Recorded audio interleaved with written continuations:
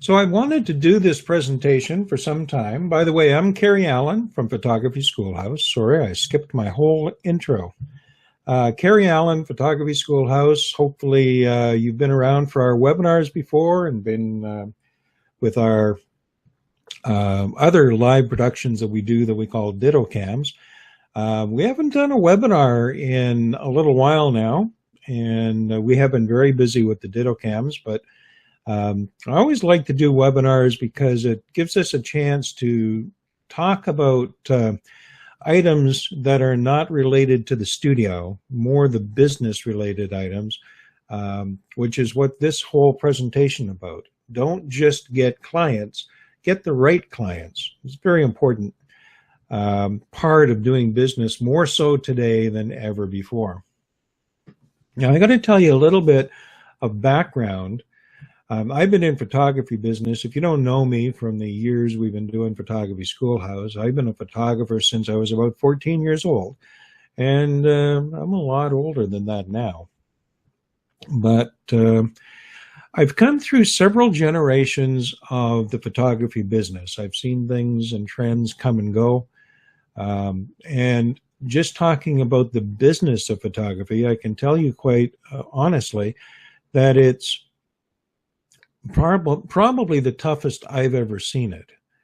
Not to scare you away. If you're new to this business, I'm not trying to scare you away, but it is tougher. You got to work harder. You got to work smarter. And you've heard that all before, but it's absolutely true in this case. In the 80s, I've known many photographers who started their studios, and it seemed so much easier then. You opened your doors and people seemed to fall in and buy stuff from you. I had a good example that I've used before. In one community, I had two close personal friends. Both of them were photographers because, you know, us photographers, we tend to hang together. And one of them prided himself on marketing. He was a marketing expert and really worked at it. I mean, genuinely worked at it. I'm not making fun of him. The other was a photographer who didn't really get the marketing thing and didn't really seem to need it. There were just customers out there, and he was doing, and they were both doing well. So it's almost as if, like I jokingly said before, as if you just open your door and customers fell in. We don't even really know where they came from. Well, you can count on this. Those days are gone. You're not going to be seeing them anytime soon. Too many things have happened to this industry to make it tougher. And this is a good thing, and I'm going to get to why it's a good thing in a minute. It's a good thing. Well, it's a good thing because it gets rid of a lot of riffraff. This whole idea that anybody could walk into Best Buy, buy a DSLR camera, and start advertising their services as a photographer, you know, that's been kind of a plague of the industry. Those people are not likely to succeed, but they arrive in astonishing numbers. I saw a post on a forum just 2 or 3 days ago from a girl who wanted advice on off-camera flash, and she says in her comment that, you know, I haven't really had to do any off-camera flash, but now that I'm shooting weddings, I guess I should learn something about it. So this is kind of my point. We need to be better photographers to survive in today's economy. But more than being better photographers, we have to be better marketers. We have to learn how to bring in the right kind of customer, because God knows there's enough of the wrong kind. So a lot of people are complaining. I hear it through Photography Schoolhouse all the time. And they're saying the business is bad. I've known a lot of photographers who have decided to get out of the business. I know photographers that are struggling to pay their bills. You've all seen it. Maybe you've all experienced it. I've been through up and downs in my career, so I know what it's like. But generally, here's some pretty common things. If you're new, you feel like you need to go out and build your business up in a hurry by by being low priced. You think that you're going to build a clientele, and then over time you're going to build that clientele up and get your prices up. And I can tell you this, that's a really tough road to go. Tough to the point of almost impossible. There's just too many things against you. It's a no-win scenario, in my opinion. You can't sell your work at too low a price. And there's a lot of reasons for this. And most of them are psychological. Not psychological for necessarily for you, but for your potential clients. Number one, you're perceived as a low price outlet. Oh, look, I got this 8x10 for just $9.99 from this Bob the photographer. People are less choosy today, I should have titled this. They don't always have the expectation of quality that you would think that they should. There are a lot of people, a huge cross-section of buyers that are just interested in the cheapest thing that they can get. That's it. A lot of this has been facilitated, I think, by these buying organizations like Groupon and whatnot. Groupon, if you remember, a few years ago was on fire. Everything was Groupon. I did a Groupon promotion myself. And I also knew a restaurant who was actually down the street from me who practically put himself out of business on a Groupon offer. Because what's happened is a big cross-section of our society are price shoppers. That's it. There's no customer loyalty. It's not that they're going to go to your restaurant or your photo studio, have an awesome time and come back forever. They won't come back. They don't care. They have no loyalty to you. If the next month another photographer has their Groupon special running, they'll go to that photographer. So you get the wrong kind of people. You're perceived as a low price outlet. People choose a low price, and low quality is okay. It's no big deal as long as it's cheap. So you attract with this kind of marketing and this kind of game plan, you attract really the cheapskates. They have no intention of spending any money. I've had the low end. We've all had the low end walk in the door, and you do the best job you possibly can, and they take next to nothing. You know, I can't live off $50 sales or $100 sales.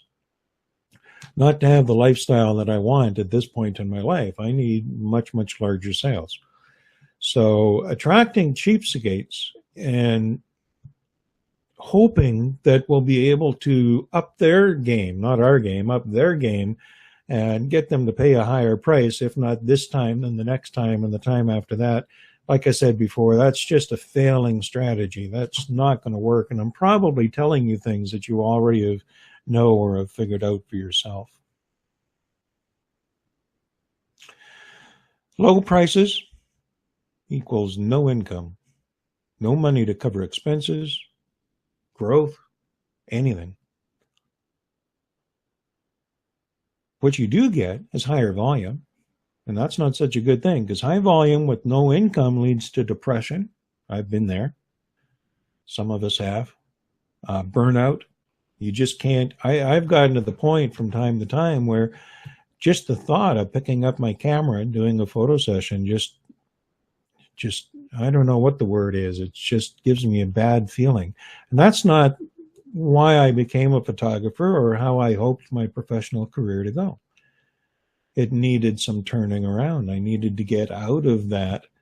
And the number one thing that makes me happy is money and sales.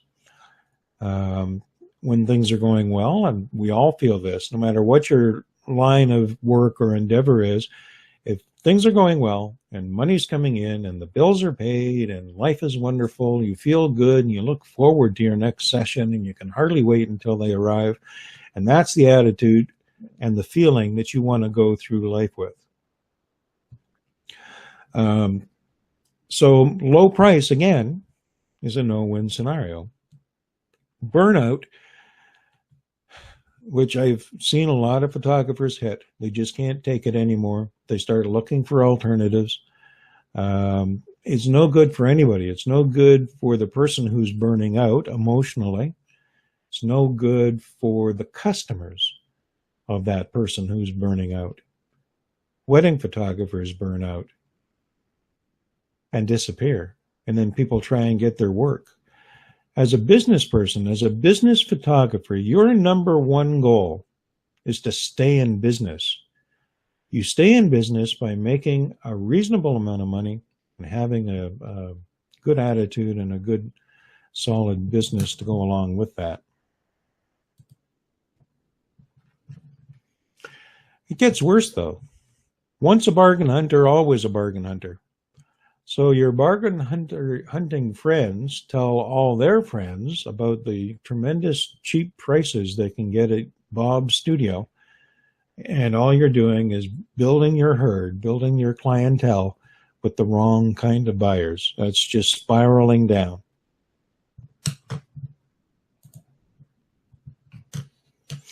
Perception of value is an important thing too. Aside from, kind of the cheapskates, there's the whole idea that more so today than ever before is they just don't value the art of photography.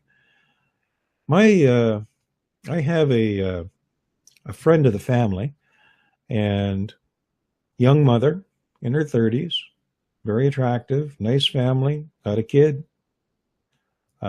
Kid, I think, is like 9 or 10 years old. And for the life of her, she can't understand why anybody would pay a professional photographer for family pictures. Not anybody, not even Walmart. She just doesn't get it. She's got her camera phone and she's happy with that. And yeah, the pictures 9 times out of 10 are crap. And she's okay with that. And why? There's a whole other philosophical reason why they're okay with crap, and I don't want to get into that right now because it's kind of off topic. And you can't educate these people. It's not that, I can teach them to appreciate. No, you can't. No amount of debate, no education, no arguing, no discussion, nothing will change their mind. You can put on the best dog and pony show around, show them stunning work, and they'll appreciate that it's stunning work, and they still won't buy. So we don't want to talk to those people because they're not customers. They're not people. I mean, they might be great friends, but you're not going to sell anything to them. I want to build a professional herd of clients. Now, if you think it's derogatory to call them herd, it's a term I picked up from Dan Kennedy, who's a marketing guru.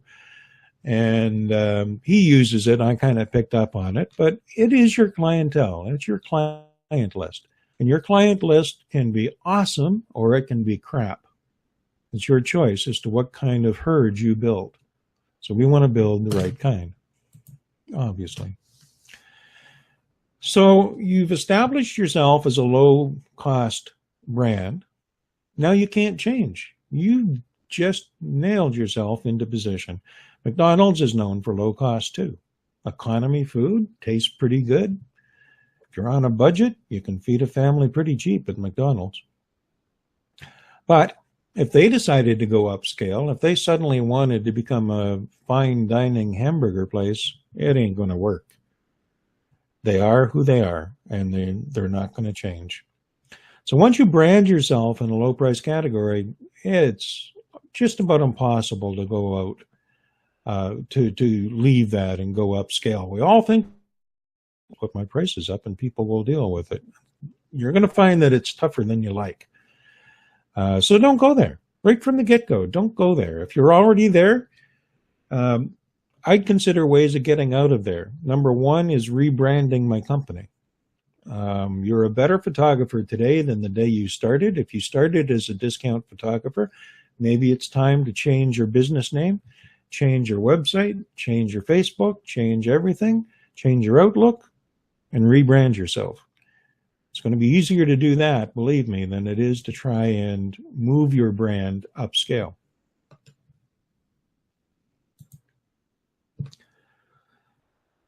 So I kind of got ahead of myself and already talked about these points, but just, it's tougher. People won't flood in through your open door like they used to.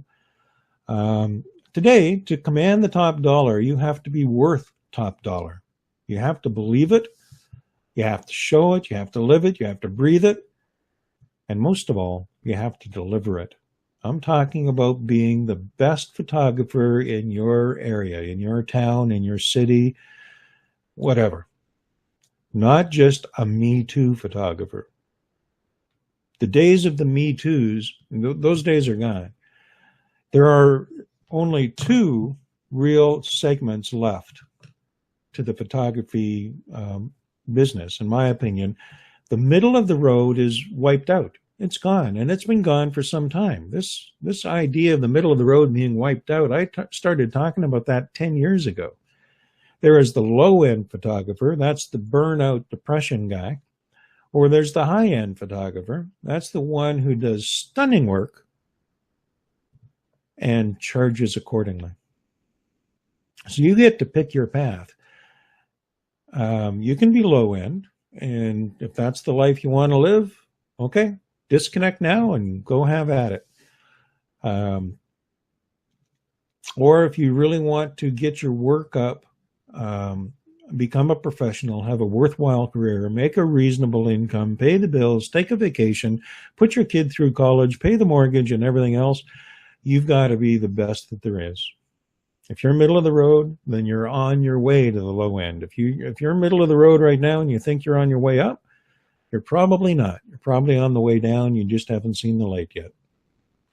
So then really the game has got to be either get good or get gone. And this is something else I've been saying for quite a number of years. Is your work stunning? I don't mean good, stunning. And by the way, you can't judge. Every experience I've had in my photographic career is every photographer, when they elevate themselves a notch, just a notch, they think that it's the best work they've ever seen, when really it's mediocre to low end. I've seen this at print competitions, at PPA, Professional Photographers of America. I've seen it all over the place. I've seen it in friends. I've seen it in myself. When I do something that I think is one of the best things that I've ever done, I think that, man, this is it. This is the best picture ever taken. And it's not. And in fact, compared to some real artists out there, it's pretty mediocre. So you can't judge. You're not in a position to judge your work. And you can't ask a friend, by the way. You can't ask a spouse. You can't ask a friend, a next-door neighbor. You can't stop somebody on the street, because everybody out there is a people pleaser and nobody wants to tell you the truth. So you're not going to get any answers other than the answers that support whatever conclusion you've already drawn. The only way you can get a genuine 100% handle on the quality of your work is to enter some sort of professional organization, PPA, WPPI, and submit into contests. The state chapters of the PPA, I highly recommend.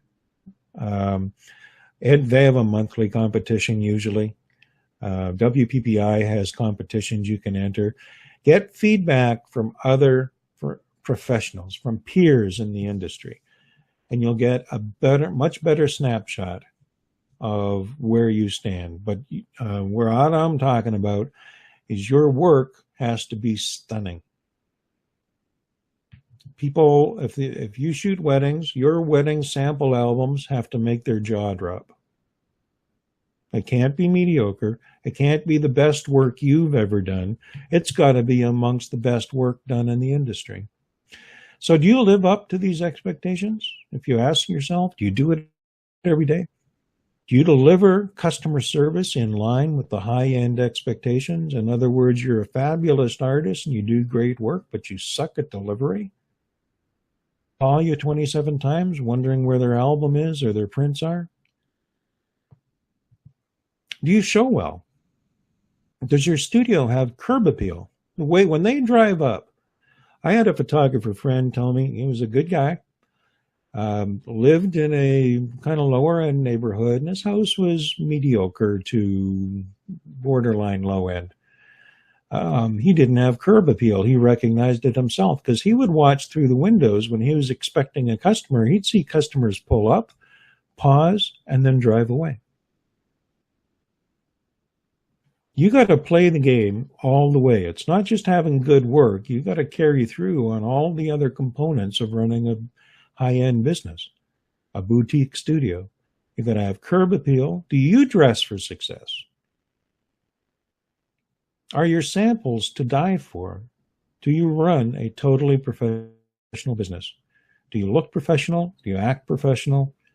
And obviously do high-end professional work. If no, then maybe you're just not ready to be a photographer yet. You can get ready, of course you can, but maybe not today. You know, just because you have a desire to be in business as a photographer, and just because relatives have told you, oh, you take such great pictures, doesn't mean that you're ready to be in business. It means that you should be thinking about being in business and pulling together the rest of your game. It's an opportunity to, if you're good, to build on that and make yourself excellent, to be able to deliver to people beyond expectations. So, okay, you've been through all that. You're good. So now what? You're good to go. But what do I do? Well, here's my favorite line. I got to repeat this to you. You probably all heard it if you saw the movie Wolf of Wall Street, but for some reason it's stuck on my mind. I giggle at it, I think about it, and I see how it applies to myself and people that I know. So this is Jordan Belfort, the lead character of Wolf of Wall Street, addressing his crew, a room full of potential salespeople. So he tells them to listen to him and listen well. Are you behind on your credit card bills? Good. Pick up the phone and start dialing. Is your landlord ready to evict you? Good. Pick up the phone and start dialing. Does your girlfriend think you're a worthless loser? Good. Pick up the phone and start dialing. I want you to deal with your problems by becoming rich. That's always stuck in my mind. I had to go look it up to get the quote on the slide, but the principle is always, he's just telling him. I mean, the movie is set in the 80s, so it was all about picking up the phone and dialing. But the point is, you got to get out there. You got to talk to people. You got to get off your rear end and make things happen. And I think, sadly, technology has taught us to be lazy. The thing that creates success is a thing we almost never want to do, and that's simply talk to people the old-fashioned way, face-to-face. If we can't do face-to-face, we can pick up this old ancient device called a telephone, the most powerful marketing tool ever. The voice, not text messaging, not Facebook messaging, not Instagram, not Snapchat, not any of those things, nothing. Those are the shortcuts. Those are the lazy ways. I'm not saying they don't work. They don't work the way I want them to, the way you need them to, you and I need them to. Technology has given us the ability to take the easy road, or the lazy road, really, and call it productive. You will get some business with Facebook. I get business from Facebook. I send a lot of emails. I don't do as much Instagram as I possibly should. So I'm not saying stop doing social marketing. Far from it. Social marketing is something that you should continue to do, but I don't think it should be your main thing. These things do work, but not enough on their own. So what I do is I cold call. Do you remember cold calling? I cold call because nobody else will. It's the thing everybody hates, so they don't do it. They'll do just about anything as long as they don't have to do cold calling. So I'm alone out there. Everybody else is busy Facebooking and social marketing, and I'm out there meeting and greeting and shaking hands and running for president. It's the thing we don't want to do. I'm not by nature a social person. If anything, I'm a little shy in social situations or walking up to strangers, and I've always admired people who can walk into a room and start up a interesting conversation with a total stranger. It's never been my strong suit, so I really have to force myself. And I learned a way of not making it horrible. So we talk about breaking the ice. The ice I had to break was my ice. I was the one who had the problem to overcome. I needed to be able to talk to people. Now, it's funny that I've always been able to talk to a crowd of people. I don't know why this is. Some psychologist has got to tell me. I think this is a recognized thing. There are people like myself who can talk to a group. I can be in front of a class or a room and it's all good. But one-to-one, I suddenly get shy. I don't know what the heck that is. So the ice I had to break was my own. I had to get over that. Some of you may not have to do that. Some of you may already be a natural at this. That gives you a head up. So go to somebody, make an introduction. Hi, I'm Bob. If you choose to make it fun, it will be fun. If you choose to dread it, it won't be fun. It'll be some kind of mini hell that you create for yourself. But why is it also fun? Because nothing makes me feel better than making a sale and getting paid. I'll tell you, that's a great feeling. So how do you win? A friend of mine on Photography Schoolhouse, sadly, I don't think he's in the business anymore, but he was an old style marketer. And in the age of technology, and when he was kind of in the groove, Facebook was coming along and LinkedIn and all of them, all the social networks were coming along. He was kind of an old style marketer and used to talk about the way, and this was his expression. He said, every day I get up and run for president. What he meant by that is he goes and he meets people, he shakes their hands, he kisses baby, he goes and runs for president. That was his term, and I've kind of adopted it ever since. You win at photography the same way a president gets elected. In this age of technology, candidates still fly around the country to get their face in front of eyeballs. Why don't candidates for president just stick to television and reach millions of people in one time instead of hopscotching around from town to town, city to city, attending live events? Because there's something about being there in person. It makes the candidate more real to people. It creates a bigger impression.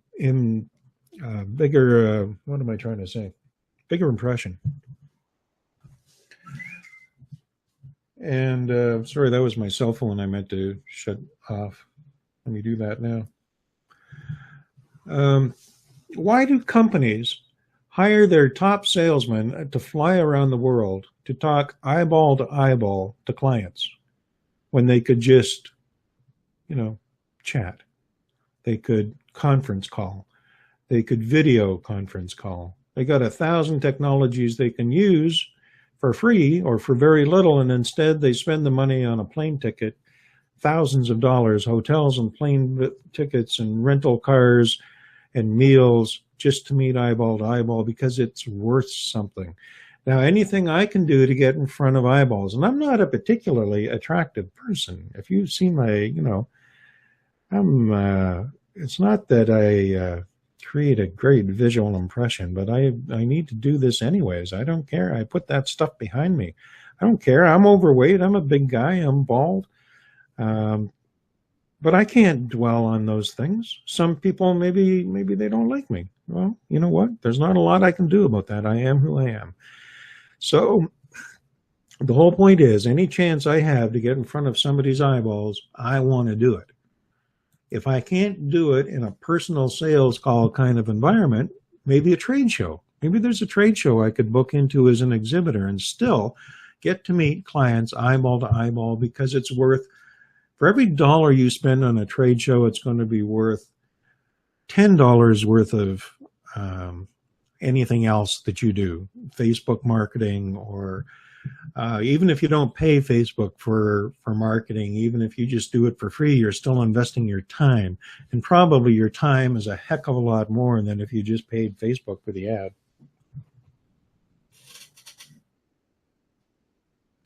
Get in front of people's eyeballs. And they got to like you. You can't be aloof.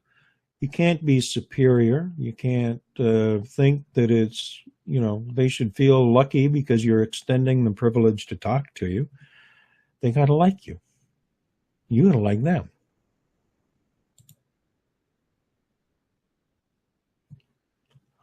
And I'm waiting for the slide to change. Please, computer, don't crash.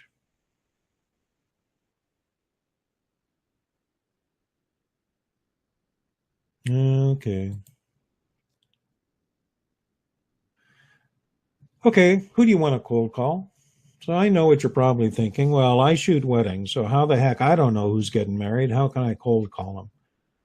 Or newborns, I shoot newborns. How the heck do I know who's having a baby? I can't cold call them. This is garbage. What the hell are you talking about?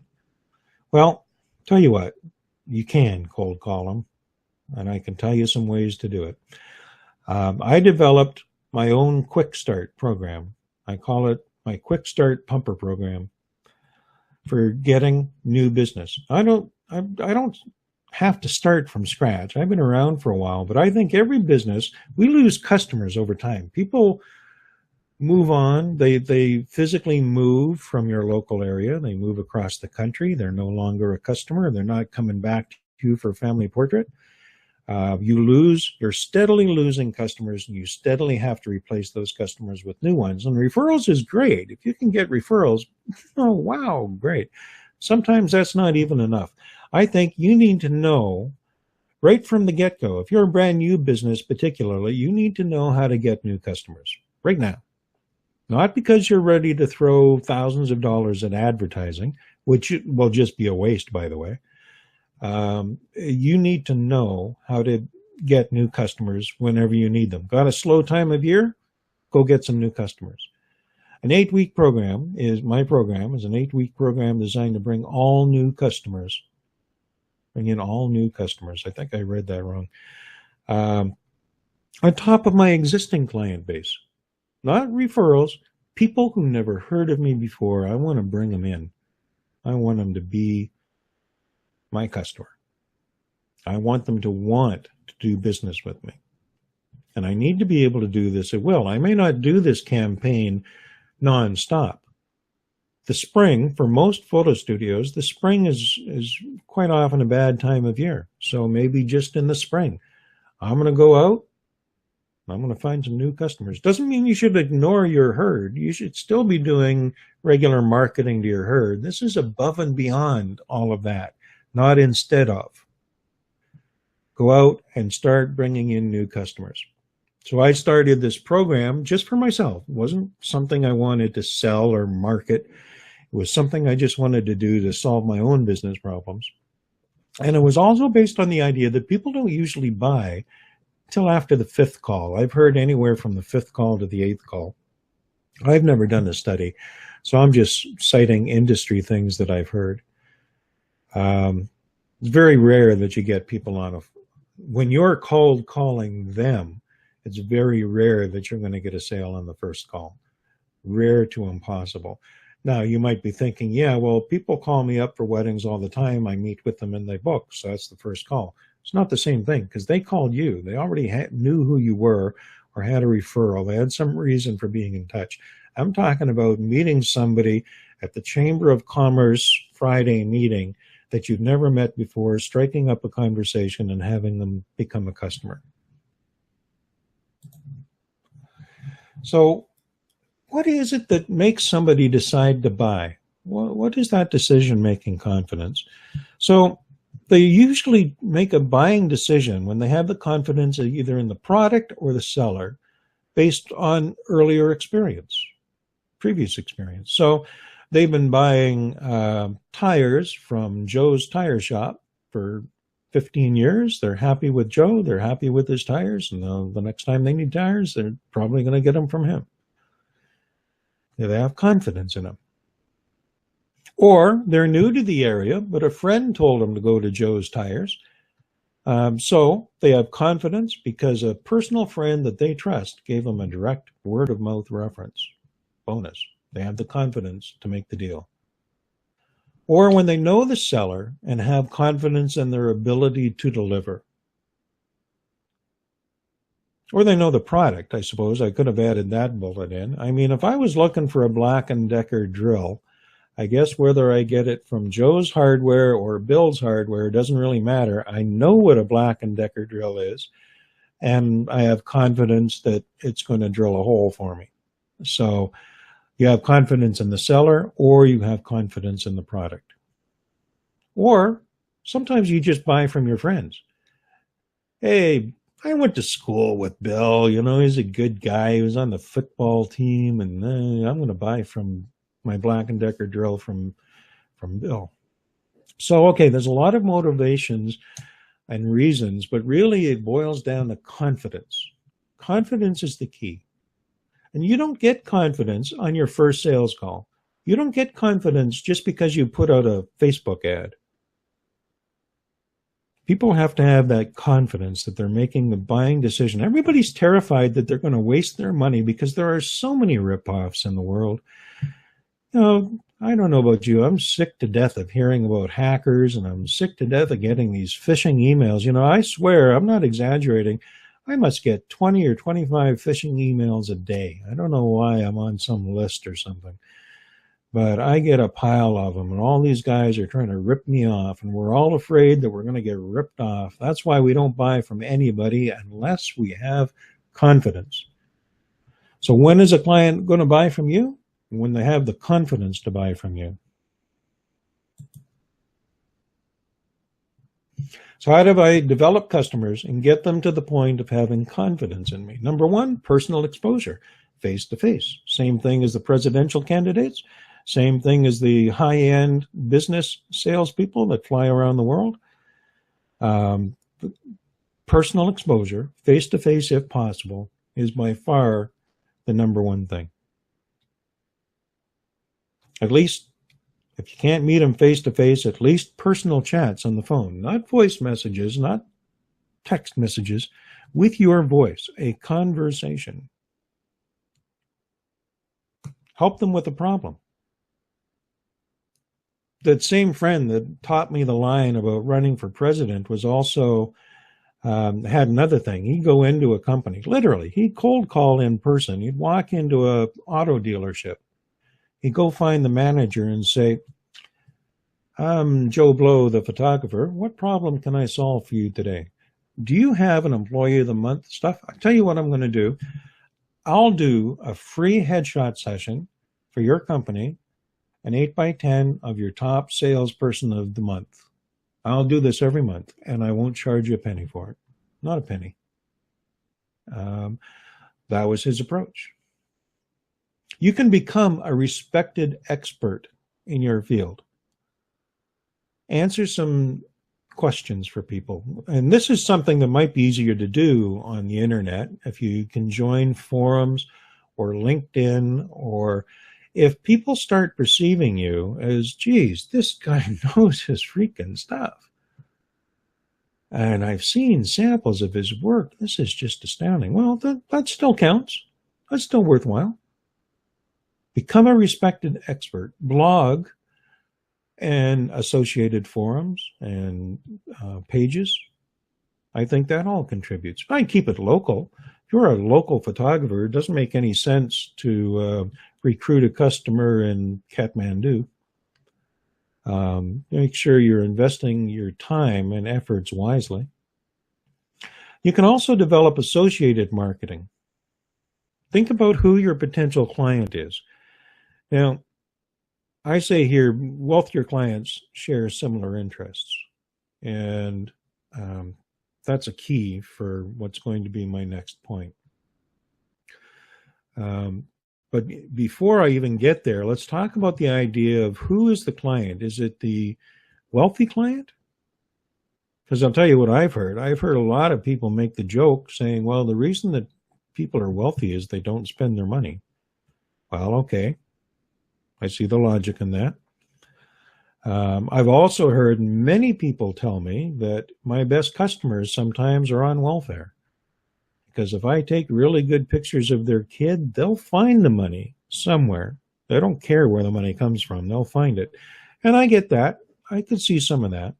But if you had to generalize and not identify the exception, but identify the rule, the more disposable income your client has, the more likely they're going to spend serious money with you. I'm not talking about a $100 order. I'm talking about $1,000 orders or multi-$1,000 orders. And people don't really do that unless they've got significant disposable income. So as a rule, I think we're looking for wealthier clients. So who is your customer? What's the definition of your customer? A customer has to have the ability and the willingness to spend money with you. If they don't have either of that, they have the money, but they're damn well not going to spend it. Okay, that's not a customer. They have the willingness. They want to buy from you. They're just broke. They have no money. Their credit cards are maxed out. They couldn't do it. They could put it on layaway if they can pay $1 a month for 100 months. So they don't have the ability. They're not a client either. We need one that has the ability, in other words, the disposable income and the willingness to spend it. So we have to find these people, and we got to connect with them, and we got to make them like us and be confident in us. So we're going to meet these people where? We're going to meet them at clubs and organizations, at charities, at the arts, the symphony, the professional theater, churches, chapels. There's all sorts of areas where people of this nature tend to hang out.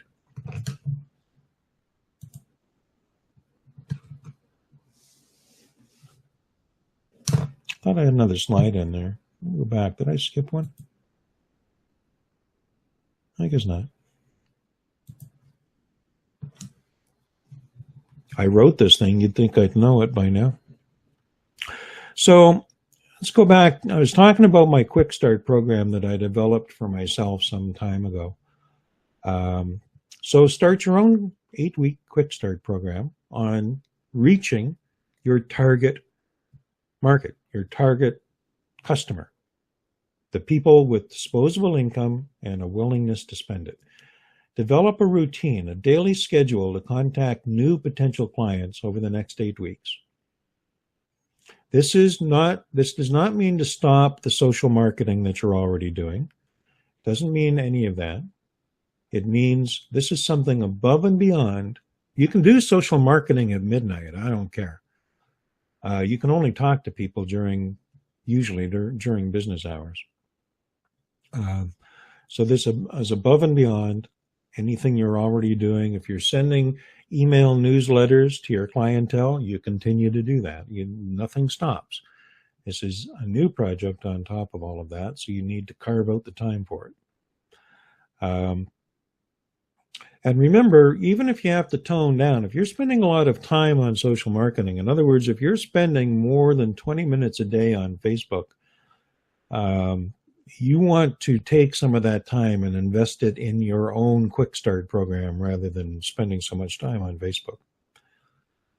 So think about it. Over the next 8 weeks, what if you could put confidence in 50 new potential clients? Or 25, or 10, or 1. You set your own goals. You set a goal. Say, I want 10 brand new customers over the next 2 months, or 25, or 50. That's not impossible. In fact, you know what? It's really easy. It takes dedication, takes work. So find some worthwhile clubs, organizations, charities.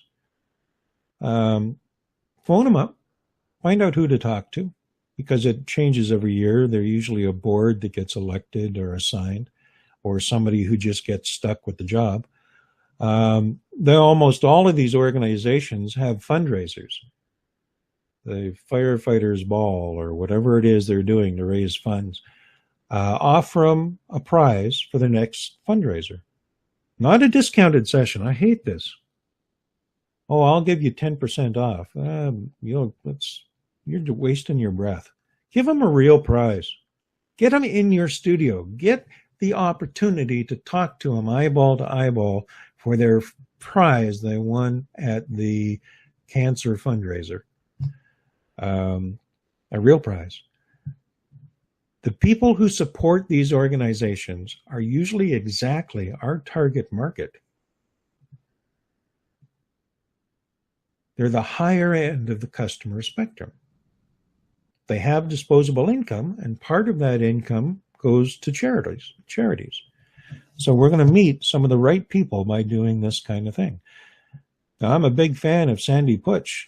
Not to take a leaf out of her, if you've ever followed her, she's done a lot with charitable marketing. She talks about it in her seminars. So this is not a fallacy. This is something to do. Affiliate marketing. An in-store display with the right kind of partner, a company, an organization. If they can let you have an in-store display, that would be awesome. Or see if you can work out a referral program with them where they send you customers, you send them customers. My boudoir business, I have a couple of these arrangements with local lingerie shops. We put up signage and pictures in their store. We send them when customers say, oh, I need some lingerie. We say, hey, check out so-and-so. Web link exchanges.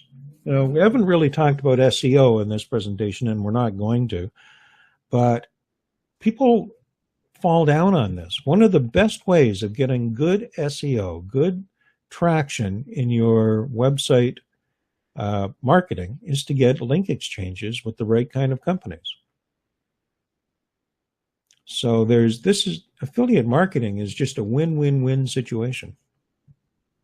Share a mailing list. What if they have a mailing list? They send out a routine newsletter to their clients. See if you can put a blurb in their newsletter and give them a blurb in your newsletter. But it means meeting them eyeball to eyeball to do this. Don't get lazy. Don't send them an email message. They'll blow it off. I really have never counted, but I swear to God, I must get 200, 300, 400 emails a day. I read 6. I read the ones that are important to me, and believe me, somebody soliciting me for business is not important to me. So phone them up. Say, hey, can I drop by tomorrow afternoon after lunch or before lunch or something? That's what you got to do. It's going to be a local store. There's no sense affiliate marketing with somebody in Timbuktu. So get in your car, drive over, take some samples, have a conversation.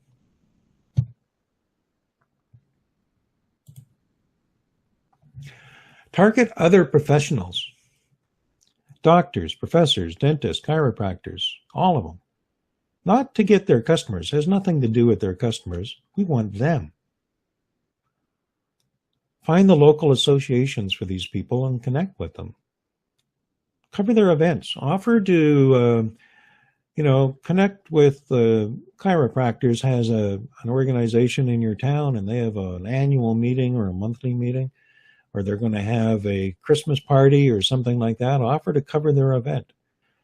Whatever. Just connect with these organizations, and because generally this group of people are on the more affluent side and more likely to spend money.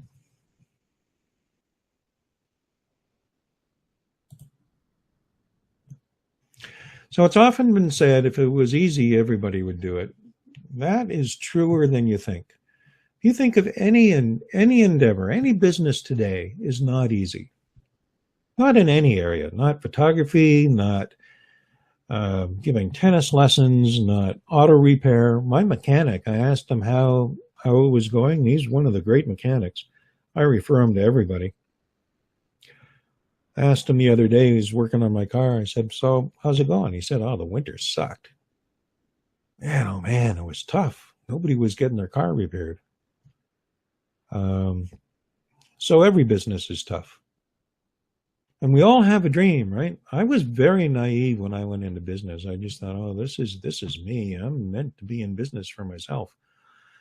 And it's so easy. Every business person I know, they're on easy street. They're making tons of money. Well, it's not easy. And it does take time, and it does take hard work and dedication.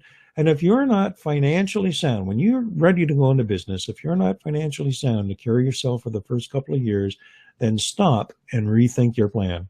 If you don't have the quality of product to compete at the highest level, rethink your plan and get studying. If you're not an entrepreneur by nature, stop and rethink your plan, because I'll tell you, being a business owner, being an entrepreneur is not everybody's cup of tea. It's tougher than you think. And if you've been in business for yourself, you know what I'm talking about. If you don't have the passion for photography, if you just think it's a way to make some quick money, stop and rethink your plan and then get out. It's going to take all of these things, passion and money and resources and a supportive family. And it's going to take every resource you can get your hand on emotionally and financially. So that's how I try and select the right customers. I do social marketing. I'm not dissing that at all. But social marketing doesn't always bring in the right kind of customers. I believe me, I've done some real goofball social market advertising, and I paid the price for it as I brought in a bunch of clients who bought, well, never mind. They didn't buy a lot. I get far more results, for much more bang for my dollar for getting out and cold calling, all the things I've been talking about in this presentation. Now, I am putting on a presentation based on my experiences and my own quick start program that I put together. It's get your first 100 or your next 100 new paying clients. An 8-week program on building your business and developing your herd of quality clients that are ready to spend money with you. We're going to have, over a period of 8 weeks, this is not a one-night seminar or a one-day stand. This is an 8-week program that we're putting on. 3 live how-to webinars, 8 weekly live coaching sessions, 3 personal one-on-one consulting sessions, 1 year total access to all the materials and recordings we're going to give you, downloading of marketing materials that you can edit yourself, progress mile markers to see how you're doing and when you're on track and when you need a shove. Winning SEO strategies for photographers. We are going to do a social marketing pressure cooker. And we're associated, one of our sponsors is Global Star Website. They're kicking in a free premium photography website and their Quick Start program. By the way, I ripped the name off of them, Quick Start. $198 value. They're giving it for free. Well, not for free. You got to buy the course. So the course is priced at $399. Because you attended tonight's webinar, you can save $100, pay just $297. So you're saving like $102. If you do tonight by midnight Pacific time, 8-week program that starts June. Let me check my calendar. Starts June the 6th. Runs for 8 weeks, all summer. If you have to miss one, no big deal, because you will have a personal login to a site where if you can't attend one of our live webinars associated with the program, you'll see the recording. No big deal. So you get all of that, plus the premium photography website from Global Star Websites, $198 value, all of that, $297. If you want to take advantage of the offer, go to pshnow.com, www.pshnow.com. And that's what I came to tell you, folks. I'm coming in at 9:56 Eastern Time, so I'm 4 minutes left. Not bad timing. So if you have any questions, you guys have been pretty quiet so far. If you have any questions, this is the time. Type them in the chat window. If you're not in the chat window, you get to the chat window at pshtoday.com. Most of you should be on that window already because that was the link we emailed to you. But if you forgot that, pshtoday.com. We'll hang around, take any questions for a little while. If you have any feedback or comments, I'm anxious to hear them. I'd like to know what your thoughts are. Was it good? Did it help you? Was it a waste of your time? That's okay. I'm a big guy. I can take it.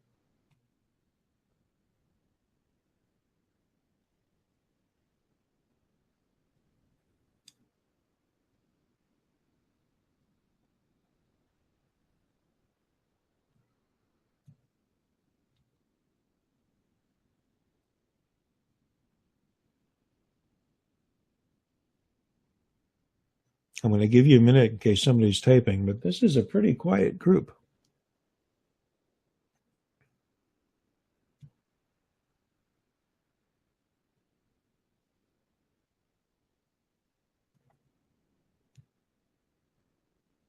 Are you there? Hello, group.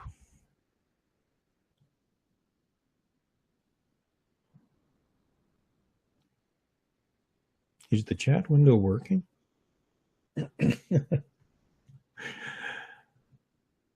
Okay, well, I'm going to assume that you don't have any questions.